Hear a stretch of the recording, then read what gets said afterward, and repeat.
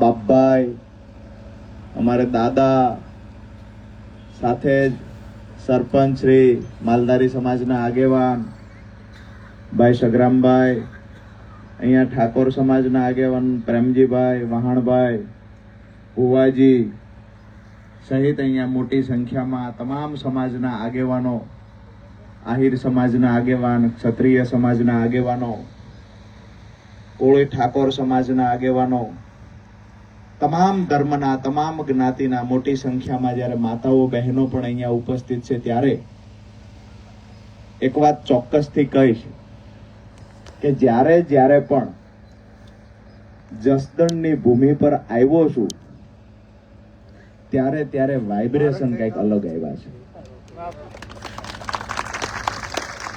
બોલવું હોય થોડું બોલાઈ જાય જાજુ, આ તાકાત જસદણની ભૂમિની છે. અન્યાય સામે ન્યાયની લડત લડવી, ખરેખર કોઈને અન્યાય થાય તો એને ન્યાય અપાવવો, આ પણ ભૂતકાળ જસદણનો રહેલો છે. પછી હગો ભાણો હોય તોય પણ ભલે, ને હગા મામા હોય તોય ભલે, ન્યાયની વાત આવે ત્યારે એને ફાંસીએ ચડાવવાની વાત હોય તો જસદણની સત્તાએ ન્યાય આપ્યો છે. તમામ સમાજના, તમામ ધર્મના લોકોને સાથે રાખી, તમામના દુઃખને પોતાનું દુઃખ સમજી અને આ જસદણની ભૂમિ પરથી આજ દિવસ સુધી, આઝાદી પહેલા જે જે પણ લડવૈયાઓ થયા છે એ જસદણની ભૂમિ પર થયા છે. અને એ જ જસદણની ભૂમિ પર અપેક્ષા રાખીએ છીએ કે આવનાર દિવસોમાં પણ એક નવી શરૂઆત થાય. આવનાર દિવસોમાં પણ જસદણથી જે કાયમ માટે ગુજરાતને નવો સંદેશ આપવામાં આવ્યો છે, તો એવી જ રીતે આવનાર સમયમાં જે અમે સંકલ્પ યાત્રા લઈને નીકળ્યા છીએ એ અમારો સંકલ્પ મજબૂત બનાવવા માટે, અમારી હિંમતમાં વધારો કરવા માટે, અમારો ઉત્સાહ વધારવા માટે. આમ તો અમારી જ્યારે યાત્રાની શરૂઆત થઈ તો અમે 18 તારીખે તુલસી શ્યામ ગયેલા, 19 તારીખે યાત્રાનું પ્રસ્થાન થયું. પછી અમે ખરેખર અમારો પહેલો રૂટ જેને બનાવ્યો તો એને જસદણ શરૂઆતમાં લીધું હતું.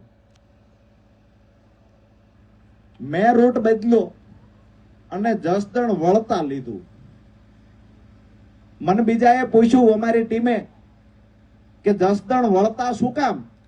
મેં કીધું થાકેલો હશું, 5-6 દિવસનો થાક ઉતારવાનું કામ જસદણ કરશે એટલે વળતા જસદણ લેવાનું છે.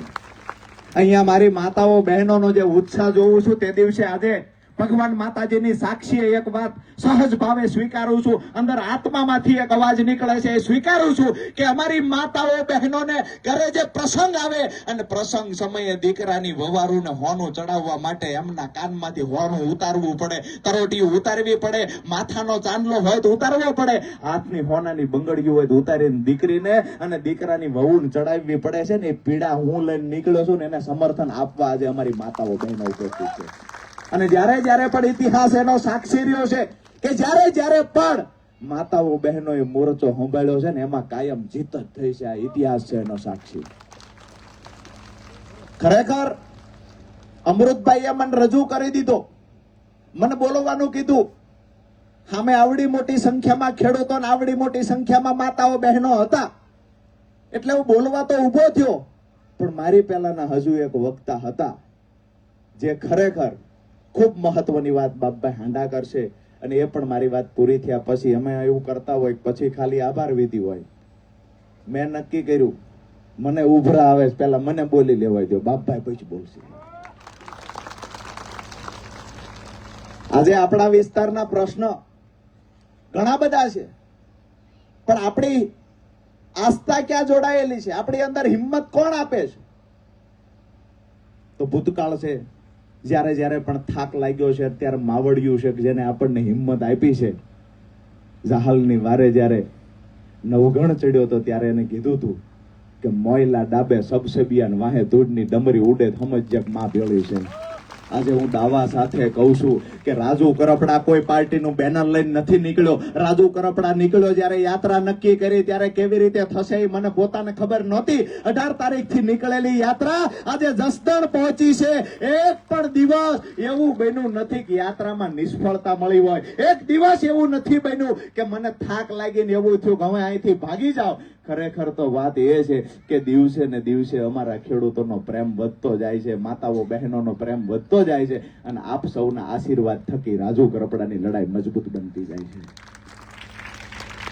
ખેડૂતો માટે જે તે સમયે હું કોઈ રાજકીય પાર્ટીના બેનર નીચે લડતો, એની પહેલા ખેડૂતો માટે એમનામ લડ્યો. જસદણ હોય, ચોટીલા હોય, લીંબડી વિધાનસભા, વઢવાણ વિધાનસભાની, બોટાદની વાત હોય, મારી ઓળખાણ આપવાની જરૂર નથી. જ્યારે જરૂર પડી છે, જ્યારે ખેડૂતોએ હાકલ કરી છે કે અમને પૂરતા પાકના ભાવ નથી મળતા, અહીંયા હળદરની અંદર વારંવાર અહીંયા જ્યારે હળદર માર્કેટિંગ યાર્ડ એટલે કે બોટાદ માર્કેટિંગ યાર્ડમાં ખેડૂતોનો કડદો થતો, એ વખતે પણ 2022માં જેની યાર્ડ બંધ કરાવ્યું, મને ખબર પડી કે મારી તાકાત ઓછી પડે છે, ફરી વખત ખેડૂતોનું સંગઠન બનાવ્યું, બોટાદના ગામડે ગામડે ફર્યો. એ દિવસે નક્કી કરીને આવ્યો તો 2022માં કે એક દિવસ બોટાદની અંદર કડદો બંધ કરાવીને હું રહીશ અને આ લડાઈ 2025માં મજબૂતાઈથી લડ્યા. 4.5 મહિના જેલમાં રહ્યો, અરે 4.5 વર્ષ જેલમાં રહેવું પડે તો પણ ખેડૂતો માટે મંજૂર છે.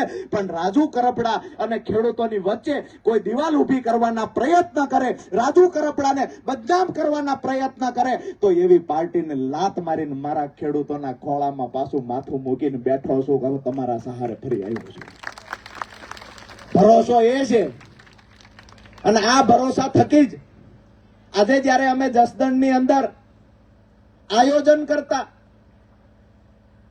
કે અહીંયા રાજાવટલા ગામની આજુબાજુ સભા કરવી છે, અહીંયાથી હાંડા પરિવારના આગેવાનોએ આવીને કહ્યું કે અમે બીજો તો કોઈ સહયોગ નહીં આપી શકીએ, પણ અમારો જે મંડપ છે કથા દરમિયાન, તો આ મંડપનો ઉપયોગ તમે કરો અને એ જ મંડપમાં તમે ત્યાં સભાનું આયોજન કરો.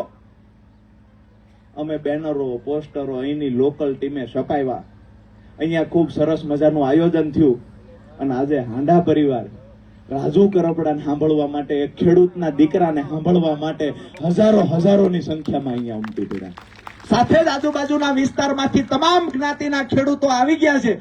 ત્યારે એક બીજી પણ વાત કરું, જ્ઞાતિ જાતિમાં હું ક્યારેય માયનો નથી.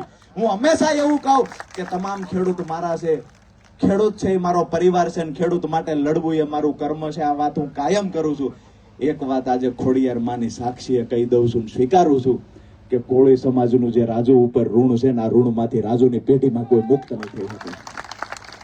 દરેક સમાજ મારી ભેળા છે, પણ આ સમાજે જે રાખ્યું છે એ સમાજે 2022માં જે દિવસે કોઈને એવું ઓળખાણ નહોતી કે રાજુ કરપડા કોણ છે, શું થશે, મારી ઓળખાણ ઊભી કરવાનું કામ ચોટીલા વિધાનસભાના જે તમામ સમાજે કર્યું છે. એમાં પણ કોળી સમાજ જેના 2 ઉમેદવાર હતા તેમ છતાંય પોતાને અળગા કરી અને પારકાને સ્વીકારવાનું કામ કર્યું, આ સમાજે કર્યું છે. જાહેર મંચ પરથી કહું છું કે આ સમાજનું ઘસાતું બોલવું, આ સમાજ માટે ક્યારેય નુકસાન થાય એવું આવનારી મારી કોઈ પેઢીઓમાં નહીં કરે ને આ સંદેશ પણ પેઢીને દેતા જઈશું.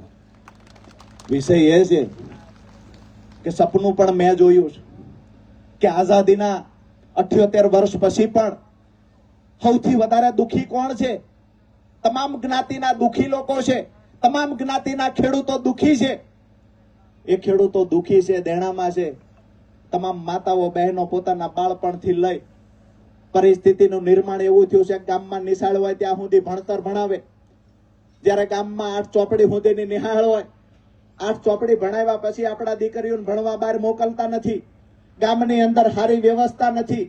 આપણા દીકરી કામે ચડી જાય, કામ કરે, 20-22 વર્ષના થાય ત્યાં સુધી કામ કરે. આ વાત હું કાયમ માટે એટલા માટે કહું છું કે કોક દિવસ સરકારમાં બેઠેલા નેતાઓ હોય, વિપક્ષમાં રહેલા નેતાઓ હોય, અરે ખેડૂતના નામે રાજનીતિ કરે છે ને એના કાને આ મારી વાત પૂગે એટલા માટે વારંવાર વાત કરું છું કે નાની એવી દીકરી એના બાપના ફળિયામાં રમતી હોય, એ દીકરી 7-8 વર્ષ, 9-10 વર્ષ સુધી અભ્યાસ કરે, કોઈ દીકરી 8મા ધોરણ સુધી અભ્યાસ કરે, ત્યાર પછી એ દીકરી ખેતીનું કામ કરવાનું ચાલુ કરે, પશુપાલનનો વ્યવસાય એના બાપુને હોય એટલે એની ભેગા પશુપાલનનો વ્યવસાય કરે.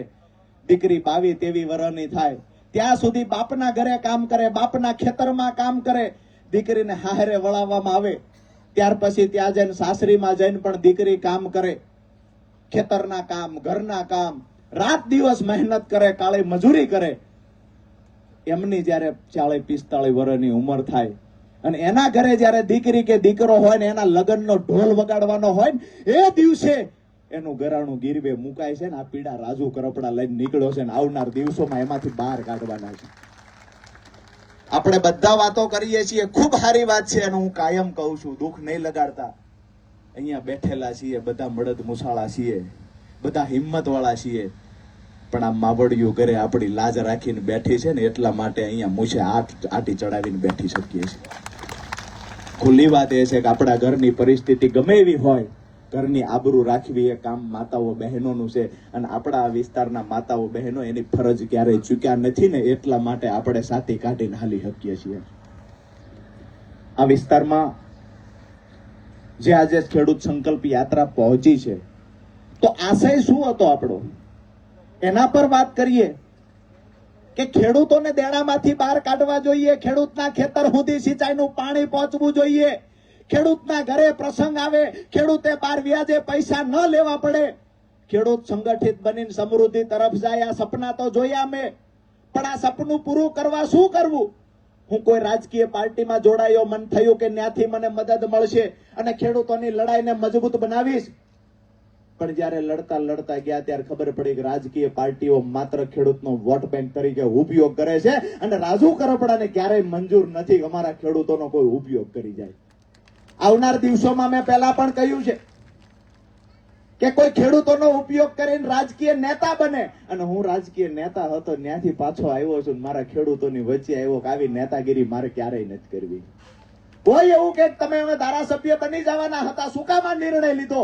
અરે મારો ખેડૂત દેણામાં વન રાજુ કરપડા ધારાસભ્ય બનવું ક્યારેય મંજૂર નથી. ખેડૂત દેણામાંથી બહાર કાઢી શકવાની તાકાત મારી અંદર આવે, દરેક ખેતર સુધી સિંચાઈનું પાણી પહોંચાડવાની તાકાત આવે અને મારી નિયતમાં ક્યારેય ખોટ ન હોય ને તો માને કહું ધારાસભ્ય બનાવજે, નહીતર એવી રાજનીતિ ક્યારેય નથી કરવી. અમારો ખેડૂત દિવસે દિવસે જે દુઃખી થતો જાય છે એના માટે કોઈ નેતાના ખરેખર જો પાણી પેટનું ન હલતું હોય તો આનાથી મોટી દુઃખની વાત બીજી કોઈ ન હોય.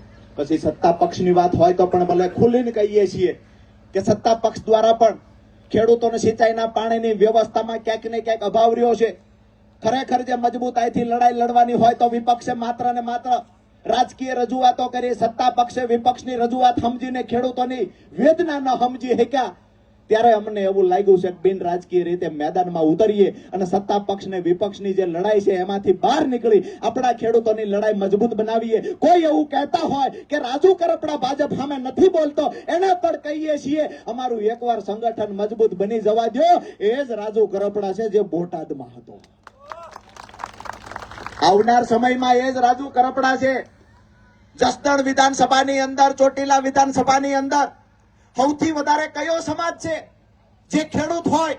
હું તમે બધા જાણીએ છીએ જ્ઞાતિ જાતિ ધર્મના નામે રાજનીતિ થાય છે, પણ આપણી માથે દેણું કેટલું છે એ પૂછવા વાળો નેતા કેમ પેદા નથી થયો? એ વાતનો પ્રશ્ન પૂછું છું. આ લોકોને દેણું કેટલું છે એકવાર પૂછો તો ખરા. અમને પૂછો છો તમારી જમીન કેટલી? અમે કહીએ 12 વીઘા. બીજી લાઈન એ બી પૂછો સાના ખૂણે લઈ જઈને કે ખેડૂત છો દેણું કેટલું છે? અહીંયા બેઠેલા એક પણ ખેડૂત એવા નથી જેના માથા ઉપર કરજ ન હોય. એક પણ ખેડૂત એવા નથી. તો સત્તા પક્ષની તો નિષ્ફળતા સમજી શકાય છે અને એ તો કહીએ છીએ 30 વર્ષના શાસનમાંથી પણ ખેડૂત દેણામાંથી બહાર નીકળ્યો નથી તો નિષ્ફળતા છે જ. પણ વિપક્ષમાં રહેલા લોકોએ પણ ક્યાંક ખેડૂતના નામે રાજનીતિ કરી છે ને એટલે રાજુ કરપડાએ બિન રાજકીય ખેડૂત સંગઠન બનાવવા મેદાનમાં ઉતરવું પડ્યું છે. આ સંગઠનનો સંકલ્પ એટલા માટે કર્યો કે આપણે બાળપણથી સાંભળતા આવ્યા છીએ કે આપણા ખેડૂત દુખી છે, આપણા ખેડૂતોનું કોઈ નથી, આપણા ખેડૂતોની વાત કોઈ સાંભળતું નથી. આપણે બાળપણથી આ વાત સાંભળીએ છીએ. જવાબ પૂછીએ શું કામ આવું? તો કહેવામાં આવે કે ભાઈ ખેડૂતનું સંગઠન નથી. મારી વાત સાચી હા કે ના? કહેવામાં આવે છે ખેડૂતોનું સંગઠન નથી. તો આ સંગઠન કોણ બનાવશે? મેં વિચાર કર્યો કે આ સંગઠન બનાવવા માટે આખી જિંદગી ખપાવી દેવી પડે તો ખપાવી દેવી છે, પણ ગુજરાતના ખેડૂતનું સંગઠન હું બનાવીશ.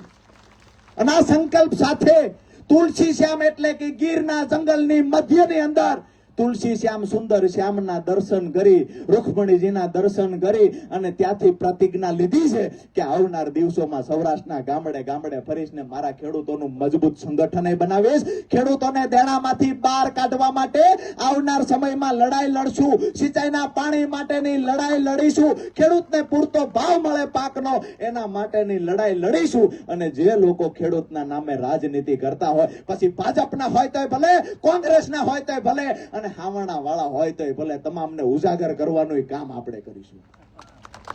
આજે જયારે સંગઠન બનાવું છું, ગામડે ગામડે ફરું છું, તો દુઃખ એ વાતનું છે કે જેની ભેળા મેં 5 વર્ષ કામ કર્યું, જેને મોટા કરવાનું કામ કર્યું, બદલામાં કાંઈ નથી લીધું. મારી તો વાત એટલી હતી કે હું તમારી ભેળો આવ્યો છું, મારા ખેડૂતોને તમારી ભેળા લઈ આવ્યો છું, તો મારા ખેડૂતોનો ફાયદો થાય એવું કંઈક કરીએ. મને થયું કે અહીંયા રાજનીતિ થાય છે એટલે પ્લેટફોર્મ છોડી દીધું છે. ફરી તમારા સહારે આવ્યો છું. ખંભે હાથ મૂકીને કહેજો કે રાજુ અમારો ભાઈ છે ને એકલો નથી, અમે ખેડૂતો, માતાઓ, બહેનો એની સાથે છીએ. તમારા હાકલાની જરૂર છે, માતાઓ બહેનોના આશીર્વાદની જરૂર છે. ચાહે ગમે એવડી મોટી પાર્ટીઓ હોય, એની સામે લડવા માટે રાજુ કરપડા મજબૂત છે. બસ ખંભે હાથ મૂકીને ઉભા રહ્યો. હિંમત મારામાં છે, આગલી લાઈનમાં ઉભો રહીશ અને જેવડી તાકાતથી લડવાનું થાય એ લડીશું. ખેડૂતનું સંગઠન બનાવવાનો સંકલ્પ કર્યો છે. આ સંકલ્પ સિદ્ધ કરીશું અને આવનાર સમયની અંદર અમારા ખેડૂતોની તાકાત જેવી રીતે કોઈ પંજાબ હરિયાણાના ખેડૂતોના સંગઠન જુએ છે, એ જ પદ્ધતિથી, એનાથી પણ વિશેષ મજબૂતાઈથી આવનાર સમયમાં અમારા સૌરાષ્ટ્રના ખેડૂતોનું સંગઠન છે. વેપારીઓની શું હેસિયત છે કે વેપારીઓ એમ કે કડદો થાય, વેપારીઓ એમ કે ટેકાના ભાવે મગફળી ખરીદીમાં કોથળો ઠપકારવાના પૈસા માંગે, સિલાઈના પૈસા માંગે, ટેગ મારવાના પૈસા માંગે. અહીંયા જસદણની અંદર ગયા વર્ષે હું અહીંયાથી પસાર થતો ખેડૂતોએ રજૂઆત કરી. ઘણા સમયથી ખરીદી ચાલતી હતી. હું ગયો માર્કેટિંગ યાર્ડે ચેક કરવા માટે, ખબર પડી, મેં કીધું આ કોથળો છે, એ કોથળાને મૂકો જોઈએ, કેટલો તમે વજન કાપો છો? કે 1 કિલો કાપીશ. કોથળો મૂક્યો, કોથળો થયો 500 ગ્રામનો. કટ્ટે ને કટ્ટે 500 ગ્રામ, કટ્ટે ને કટ્ટે 500 ગ્રામ. હજારો ખેડૂતોની ખરીદી થાય, લાખો મણ મગફળીની ખરીદી થાય. મેં આંકડો કાઢ્યો તો, મને ખબર પડી બપ્પાઈ કે આખા ગુજરાતમાં 250 કરોડ રૂપિયાની 500 ગ્રામ મગફળીમાં કાંડ કરી નાખે છે. 250 કરોડ રૂપિયા. બોટાદ માર્કેટિંગ યાર્ડમાં કડદો દર વર્ષે 150 કરોડ રૂપિયા કરતા વધારેનો કડદો કરીને ખેડૂતો સાથે છેતરપિંડી થતી હતી. મારી વાત એ કરવા આવ્યો છું કે આ વાતને ઉજાગર કેમ કોઈએ ન કરી, કેમ માત્ર રાજુ કરપડા લડ્યો? મને પહેલા એવું હતું કે આ વાત કોઈની ધ્યાને નહીં હોય એટલે આવું બન્યું હશે. જેમ નેતાગીરી કરવા ગયા, રાજકારણમાં ગયા, એમ ખબર પડી, બધાને ખબર હતી પણ મળેલા હતા. મને પણ કહેવામાં આવ્યું કે તમે મળી જાવ આમાં. મેં કહ્યું ખેડૂતનો વિશ્વાસ રાજુ કરપડાની હારે છે, ખોળિયામાંથી પ્રાણ નીકળી જશે પણ તમારી હારે મળવાનું ક્યારેય નથી. આપ સૌને પણ વિનંતી કરવા આવ્યો છું કે રાજકીય ચૂંટણીઓ જ્યારે જ્યારે પણ આવતી હોય, તાલુકા જિલ્લા પંચાયતની ચૂંટણી આવે છે, તમને સારું લાગે ને આ મત દેજો. હું કહેવા નથી આવ્યો કે આ મત આપજો એમ. ઘણી બધી પાર્ટીઓ છે પણ ભરોસો કરવામાં ધ્યાન રાખજો. મેં કર્યો 5 વર્ષ અને જે હેરાન થયો છું એ હજી મારું મન જાણે છે કે આવનાર સમયમાં અઘરું થાય એવું છે. પાછો જીના હાટું કામ કર્યું અને મેં નક્કી કર્યું કે હું ખેડૂતોનું સંગઠન બનાવીશ, તો સૌથી પહેલો વાંધો હાવણા વાળાએ લીધો. મેં એમને કીધું કે તમે ગુજરાતની ગંદકી સાફ કરવા માટે આવ્યા છો, પણ હું ખેડૂતોની વચ્ચે જઈશ ને અમારા ખેડૂતો હાવણો વીખી નાખે ને તો ગંદકી તમારી જ થવાની છે. વાત એ કરવા આવ્યા છીએ કે આજે તમામ જ્ઞાતિના આગેવાનો અહીંયા ઉપસ્થિત છે. દાંતને જીભની ભલામણ ન હોય, બધા આપણે સમજી શકીએ. કોઈ ટીકા ટિપ્પણી નથી આપણે કરવી, પણ આવનાર સમયમાં આપણો કોઈ ઉપયોગ ન કરી જાય એનું ધ્યાન રાખજો. આવનાર સમયમાં તમને સારું લાગે ને મત આપજો. હું ઈ નહીં કહેવા આવું કે તમે અહીંયા મત આપો. હું ઈ કહેવા આવીશ કે જે દિવસે હાકલ કરું કે સિંચાઈના પાણી માટે લડી લેવું છે અને આવો મેદાનમાં, એ દિવસે મારી ભેળા ઉભા રહેજો અને મારે જોવું છે કઈ સરકારમાં તાકાત છે કે અમારા ખેડૂતનું પાણી રોકી શકે. કોની અંદર તાકાત છે કે પીજીવીસીએલ ના કર્મચારી ખેડૂતના ઘરે આવી 3 પંખા હોય ને 18 પંખા લખીને વ્યા જાય? કોઈ બોલવા વાળું તૈયાર નથી. મને એક ખેડૂતનો ફોન આવ્યો કે મારા ઘરે 2 ઓરડા છે, 2 ઓરડાની અંદર 18 પંખા લખ્યા. કેમ હમાતા છે? મૂળી તાલુકાના વડોદરા ગામનો એક વિરમભાઈ નામનો ખેડૂત, ગયા વર્ષે એ ખેડૂતના દીકરીના લગ્ન હતા બાપભાઈ. લગ્નનું કરિયાવર દેવા હાટું થઈ ફ્રીજ લાવેલા બાપડા, એક LED ટીવી લાવેલા, નાનું મોટું ઇસ્ત્રી હીટર ને આ બધું દીકરીઓને દેવા લાવ્યા હતા બાપડા દેણું કરીને. કારણ કે ખેડૂતને ઘીરે લગ્ન આવે એટલે દેણાનો બોજ એક વધે, અને આ બધી પીડા મેં હોત જોયેલી છે. પછી વ્યાજનું ભેળું ન થાય એ જોયું છે. નેતાગીરીઓ કરવા જે લોકો આવે છે ને એના ચક્કરમાંથી નીકળ્યા નથી. એટલે નહીતર અમારા ખેડૂતને પાક ધિરાણ લોન સરકાર એવું કે અમે 7% વ્યાજ 3 લાખ સુધી લેવી છે. એમાં 4% અને 3% રાજ્ય સરકારના અને કેન્દ્ર સરકારના પાછા મળે જો સમયસર લોન રિન્યુ કરો તો. હવે મને તમે હાથ ઊંચો કરીને કયો કે એવું બને છે ખરું કે એકવાર લોન લીધી પછી આપણે કાયમી ભરપાઈ કરી દીધી ફરીને લેવી ન પડી? આવું ક્યારે બન્યું છે? હા કે ના? જે હાથ નથી ઊંચા કર્યા એ બધા લગભગ લોન નથી. હું આખું બંધ કરી દઉં છું. એકબીજા ખેડૂ સામું કોઈ જોઈશે નહીં. કેટલા દેણા છે બધા ઊંચા હાથ કરો. જેને જેને એક કામ કરવી, આપણે દેણાદાર છીએ આવું કહું જ નથી. જેની માથે દેણું ન હોય ઊંચો હાથ કરે. જેની માથે દેણું ન હોય ઈ ખેડૂત ઊંચો હાથ કરે.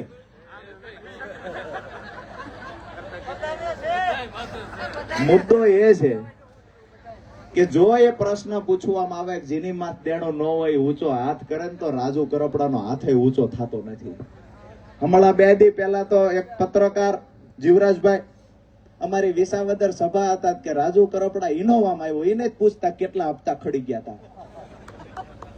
2-3 વખત સિબિલે ખરાબ થઈ ગયું, એને જ પૂછતા. એ કે ઇનોવામાં આવ્યા અને ટ્રેક્ટરમાં બેઠા. તો શું ટ્રેક્ટર લઈને ફરવી? અમે દુધઈથી વિસાવદર ટ્રેક્ટર લઈને જાવી. અને એમને આજ ગમતું હોય છે કે આપણે બળદમાંથી ટ્રેક્ટરમાં ન આવી, ટ્રેક્ટરમાં આવ્યા કે તમારી ગાડી ન હોવી જોવે. ભાઈ ગાડી એ લેવાની છે, હજી તો ઇનોવા છે. આવનાર સમયમાં અમારા ખેડૂતોનો પ્રેમ મળતો રહેશે તો ઇનોવામાં કઈક બીજું કરશું. માળીની કૃપા હશે તો ઇનોવામાં કઈક સારી ગાડી થાય છે, પણ ઉભડિયા નહોતા એમ એ વાતની ખાતરી આપું. આ તો સરકારની નિયતમાં ખોટ છે, સરકારની વિદેશ નીતિમાં ક્યાંક ને ક્યાંક ખામી છે. બાકી અમે જગતના બાપ છીએ. 3% અનાજ દુનિયાને જમવાનું પૂરું અમે પાડીએ છીએ. કેવી રીતે જિંદગી જીવાય કોઈને શીખવું હોય તો અમે એને શીખવાડવા વાળા છીએ. આજે તમામ લોકોને અનાજ પૂરું પાડવાનું કામ આપણે કરીએ છીએ. આ દેશની અંદર સૌથી વધારે કોઈને રોજગારી આપતા હોય તો આપણે આપીએ છીએ. આધુનિક ટેકનોલોજીનો જમાનો આવ્યો, ડ્રાઈવર પણ રોબોટ મળવા માંડ્યા. એ સમયની અંદર કોમ્પ્યુટર જયારે આવ્યા ત્યારે લખવા વાળાની નોકરી જતી રહી, રોબોટ ડ્રાઈવર આવ્યા, રોબોટ કામ વાળા ઘરમાં આવ્યા. અમેરિકા જેવા દેશની અંદર તો રોટલી બનાવવા વાળા રોબોટ, હંજવારી પોતા વાળા રોબોટ, કામ વાળાની જરૂર જ નથી. આ તમામ જગ્યાએથી રોજગારી છીનવાતી જાય છે ને, ત્યારે અમે ખેડૂત છીએ કે આખા ગુજરાતને અને દેશને રોજગારી પૂરી પાડનારા 70% લોકોને રોજગારી અમે ખેડૂતો પૂરી પાડીએ છીએ. અમારા ખેડૂતો જો ખેતી છોડી દે છે તો કઈ પાર્ટીમાં કઈ સરકારમાં તાકાત છે કે ખેતી છોડી દીધેલા ખેડૂતોને રોજગારી આપી શકે? અમે તો એ કહીએ છીએ, આજે નવો જમાનો, નવી ફેશન ચાલુ થઈ છે. અમારી દીકરી ગામડામાં નહીં દઈએ, કાં તો કહેવામાં આવે કે અમારી દીકરી ખેતી નહીં કરે. એમને કહીએ છીએ. અને તમને પણ હાથ જોડીને વિનંતી કરું છું, 5-25 રૂપિયાનું 1,00,000-2 લાખનું દેણું થાય તો ભલે દેણું રહેવું હોય એને રહેવા દીજો. પુગાણ થાય ત્યાં સુધી ભરજો, અને પુગાણ ન થાય ને તો ખોટું ડગલું ભરતા નહીં. આપણા શરીર માટે ન ભરતા, અને જિંદગીમાં ક્યારેય જમીન 1 વીઘો વેચતા નહીં. આ વિનંતી પણ કરવા માટે આવ્યો છું. અને દેણા વાળા બહુ ઉપાડો લે ને તેથી મારો સંપર્ક કરજો, મારી એ તૈયારી છે કે તમારી ઢાલ બનીને તેથી ઉભો રહી છે. વિષય એ છે કે આપણું કઈક ભલું કરવું છે, આપણી આવનાર પેઢીનું ભલું કરવું છે, કાયમ માટે કોકની સારું કર્યું છે, કાયમ માટે આ દેશમાં આપણે જ ધ્યાન રાખ્યું છે, રોજગારી આપણે પૂરી પાડી છે, જરૂર પડી છે ત્યારે અર્થતંત્રમાં પણ ખેડૂતોનું કેવડું મહત્વનું યોગદાન છે. આપણને જયારે ખબર પૂછો ત્યારે ખબર પડે. અમે અમારા અભણ ખેડૂતો જ બાપડા જાજા યુવાનો છે, એને એનો બાપુ પોતે માને છે કે મારા દીકરાને ખેતી નથી કરાવી. ખેડૂતોની હાલત શું છે? કહેવામાં આવે છે જગતના બાપ, પણ પરિસ્થિતિ એ છે કોઈના કારખાનાનો મજૂર બનવા માટે આપણે લાચાર છીએ. આ પીડા થવી જોઈએ, આ પીડા નેતાઓ થવી જોઈએ. આ પીડા નેતાઓ નથી થતી, એટલા માટે જ આપણે રાજકીય પાર્ટી છોડીને ખેડૂતોની વચ્ચે આવ્યા છીએ કે આ પીડા મને છે અને આવનાર સમયમાં એક એક ખેડૂતના દિલમાં પીડા ઊભી હું કરીશ. આગ લગાવીશું ખેડૂતોના દિલમાં, સંગઠન બનાવીશું અને તમામ મુદ્દે મજબૂતાઈથી લડીશું. આવનાર ચૂંટણીઓની અંદર આપણો કોઈ માત્ર ઉપયોગ ન કરી જાય એનું ચોક્કસથી ધ્યાન રાખજો. અને જેને ખેડૂત અને રાજુ કરપડા વચ્ચે દિવાલ ઊભી કરવાના પ્રયત્ન કર્યા છે ને એને જડબાતોડ જવાબ આપવાની પણ તૈયારી કરી રાખજો. મુદ્દાની વાત એ છે કે આવનાર સમયમાં જ્યારે પણ અહીંયા ટેકાના ભાવે ખરીદીની વાત હશે, થોડા સમયની અંદર ચણાની ખરીદી ચાલુ થવાની છે, જે પણ પ્રશ્ન કાંઈ ઉભો થાય એમાં યાદ કરજો તમારો ભાઈ એ જ આક્રમકતાથી લડાઈ લડવા માટે તમારી વચ્ચે ઉભો હશે. હાઈ ટેન્શન લાઈનના પ્રશ્ન હશે તો એમાં પણ ઉભા હશું. અને સરકારને આવનાર સમયની અંદર પાક વીમા યોજનાઓ સરકાર તરફથી લાગુ કરવામાં આવે. ખેડૂતોને અતિવૃષ્ટિ અનાવૃષ્ટિમાં પાક નુકસાન થાય છે, એનું વળતર ચૂકવવા માટે યોગ્ય પોલિસી બનાવવામાં આવે. એના માટે પણ મજબૂતાઈથી લડાઈ લડીશું. પણ સીધી વાત એ છે કે તમામ લડાઈઓ ત્યારે લડી શકાશે જ્યારે આપણે બધા એક મંચ પર આવશું, જ્યારે આપણે બધા સંગઠિત થશું. એક હાથથી કામ નહીં થાય. તમામ હાથ જ્યારે ભેગા મળશે ત્યારે ચોક્કસથી કોઈ પણ પાર્ટીની સરકાર હોય એને ઘૂંટણીએ પાડી દેવાની તૈયારી મારી છે. બસ સહકાર આપવાની તૈયારી કરી રાખો. આ વાત સાથે મારી વાત પૂરી કરું છું. પરંતુ ચોટીલા અને જસદણમાં જે ગામડાઓમાં પાણીના પ્રશ્ન છે, આવનાર સમયમાં ટૂંક સમયની અંદર જ્યારે આ યાત્રાઓ પૂરી થશે અને સમિતિઓ વાળી રચના થઈ જશે ત્યાર પછી આ વિસ્તારનો પ્રશ્ન મારે કોઈને પૂછવા જવું પડે એવું નથી. આ વિસ્તારમાં કયા ગામમાં કયો પ્રશ્ન છે એનાથી એ વાકેફ છું. અને આ વિસ્તારમાં ક્યારે ક્યારે કઈ કઈ પરિસ્થિતિનું નિર્માણ થયું છે આ તમામ બાબતોથી વાકેફ છું. પણ કહેવાય એટલું આવ્યો છું, બસ થોડી ધીરજ રાખજો. હવે આવ્યો છું ને તો મજબૂતાઈથી આવ્યો છું, પાછા વળવાનું નથી. બે હાથમાં હથિયાર તરીકે હોળને લઈને આવ્યો છું. જરૂર પડશે ને બધું ખોદી નાખવાનું છે. જે જરૂર પડશે એ ખોદી નાખશું. પણ આપણી માતાઓ બહેનોને, આપણા ખેડૂતોને એના ચહેરા ઉપર કાયમ માટે હસી જોવા માંગુ છું. એનો ચહેરો ખુશખુશાલ જોવા માંગુ છું. અને એ ચહેરો ખુશ જોવા માટે માડીના ચરણોમાં પણ પ્રાર્થના કરું છું કે અમારો ખેડૂત ક્યારેય 1 વીઘો જમીન વેચવાનો વિચાર ન લાવે ને માં, એ તું ધ્યાન રાખજે. આવનાર સમયમાં અમારી લડાઈને મજબૂતાઈથી આગળ વધારવા માટે આપ માતાઓ બહેનોને ન્યાથી જ કહીશ કે ઓવારણા લઈ લેજો એક તમારા ભાઈ દીકરા તરીકે અને આશીર્વાદ આપજો. આવનાર સમયમાં મારી જે લડાઈ છે, મને રોકવાના ટોકવાના અનેક પ્રયત્નો થાય છે, મારી વિરુદ્ધમાં અનેક ષડયંત્રો થાય છે.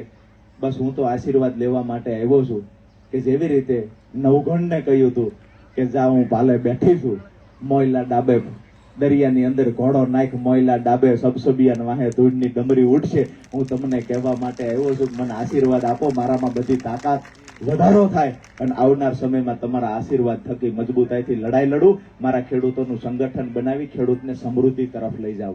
મેં સપનું જોયું છે ખેડૂતો દેણામાંથી બહાર આવે, દેવા મુક્ત ખેડૂત થાય, દરેક ખેતર સુધી સિંચાઈનું પાણી અને પાકના પૂરતા ભાવ. આ સપનું સાકાર કરવાની જવાબદારી તમારા બધાના માથે છે કે મને સંગઠિત બની મારી સાથે રહેજો. આવનાર સમયમાં મજબૂતાઈથી ખૂબ તાકાતથી લડીશું અને પરિણામ પણ લાવીશું.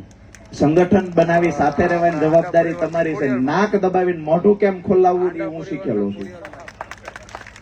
અગાઉ પણ ખોલાવ્યા છે, આવનાર સમયમાં ખોલાવશું. આપ સૌનો ખૂબ ખૂબ આભાર. ફરી એક વખત ભારત માતાનો જયઘોષ બોલાવી અને મારી ઈચ્છા છે કે બાપભાઈને મારે પોતાને સાંભળવા છે, તમારે બધાને સાંભળવા છે ને?